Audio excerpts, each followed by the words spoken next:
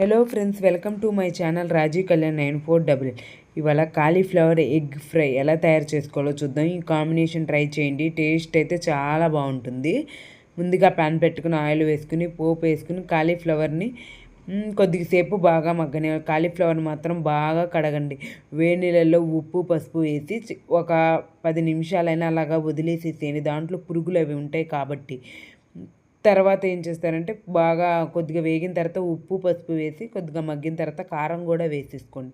కారం కూడా వేసుకుని అది కొద్దిగా వేగనిచ్చిన తర్వాత అప్పుడు మనం ఎగ్ని బీట్ చేసి వేసుకోవాలి. ఎగ్తో సహా అలా వేసేసుకోండి.